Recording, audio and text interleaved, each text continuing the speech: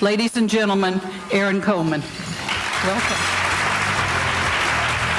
Good afternoon.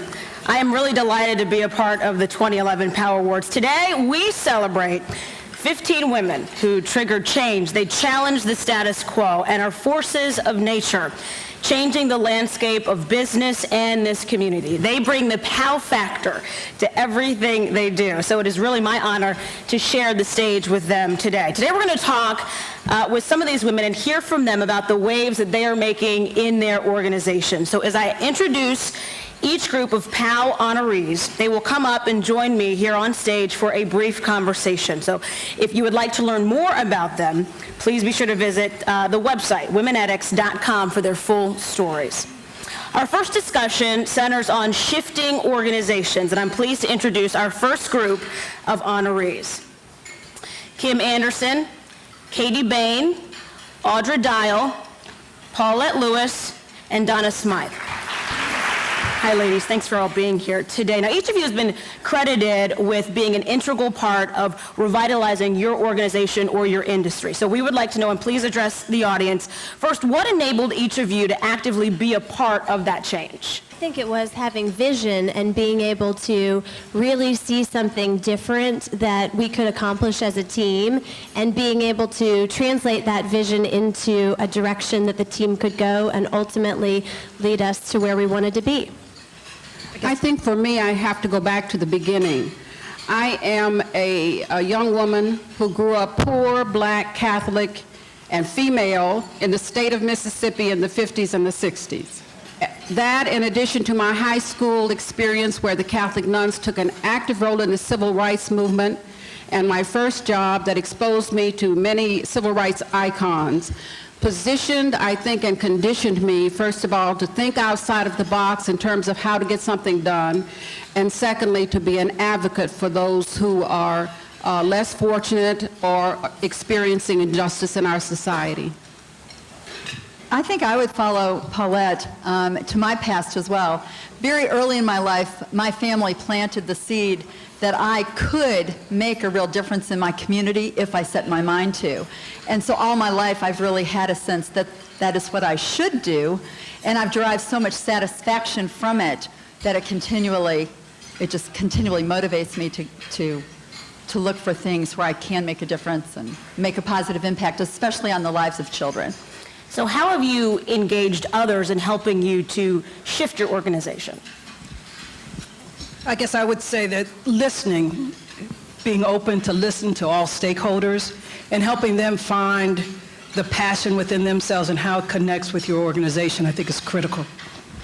I think in our case at Coca-Cola, we've just gone through one of the largest integrations in American business history, and making sure that the leadership team was always available to the 70,000 people that now work together, and also finding the paths forward with them as many people took on new roles and leaned into their own confidence in their careers, and having women like the fabulous table over there step forward into new jobs and new passions as we move forward into change.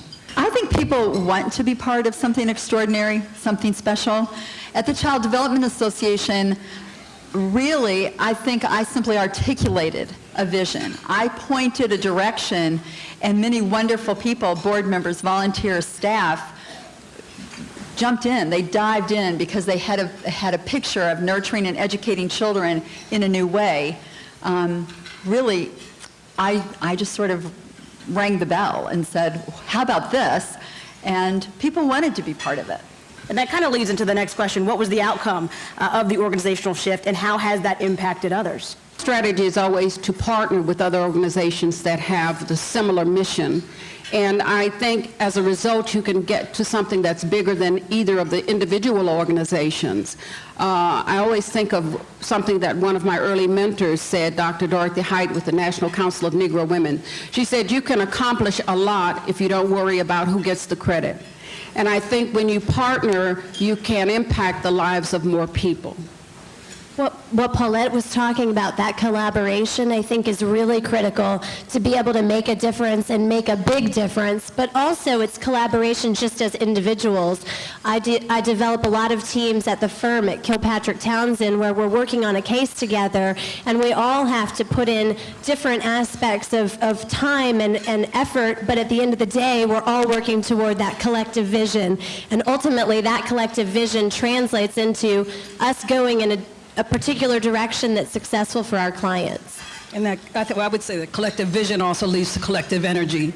And when you together emanate collective energy and positive energy, it ignites the community and it ignites change, and that's, I think, what we're all trying to achieve. And I think at our company, as we've now embraced a new way of doing business, we're faster, more nimble, decisions are happening faster. People were named in roles before the processes were named, and learn to trust each other again. And I think initiatives for us like the 5 million women entrepreneurs around the world by 2020 has really been a rallying cry as we build our powerful pipeline of women leaders embracing our chairman's vision. And the outcome, I think, is coming along. Our earnings release this morning, and for all of you as shareholders, thank you for your business, but it was a good morning. All right, ladies, thank you so much. We appreciate your insights, and we look forward to hearing more from you in the months to come. Thank you.